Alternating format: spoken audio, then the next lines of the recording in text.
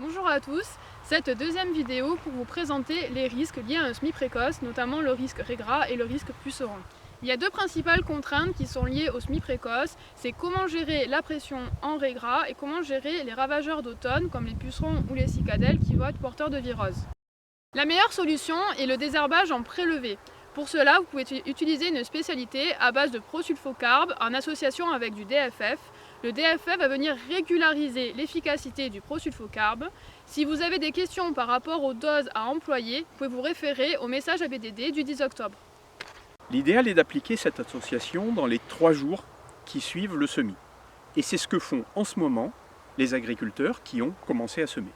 Les herbicides d'utilisation précoce sont sélectifs des céréales à 2 périodes. D'une part avant la levée des plantes, période dans le cadre vert à gauche du schéma, car les racines sont très petites et leurs germes encore loin de la surface.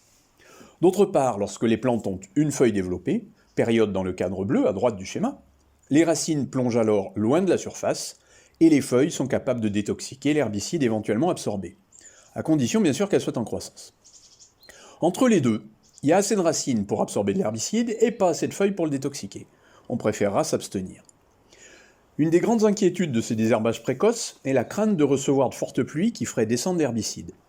Mais l'expérience régionale nous montre qu'en général, malgré des pluies parfois importantes, les blés marquent peu ou temporairement.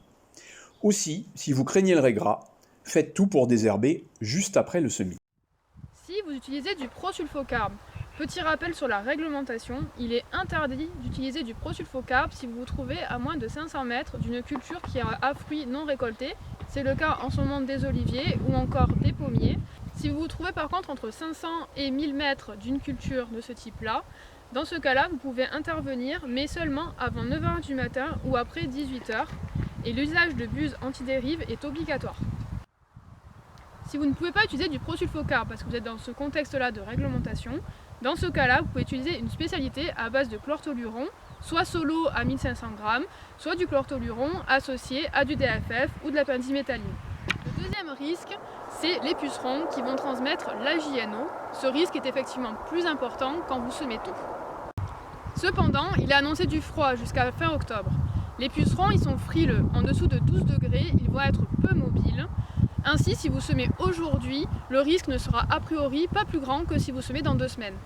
Si vous vous trouvez dans une zone à risque pour les pucerons, c'est-à-dire avec un paysage avec du maïs, des prés, des bois, dans ce cas-là, il faudra intervenir au stade de 1 feuille si jamais il y a présence de pucerons.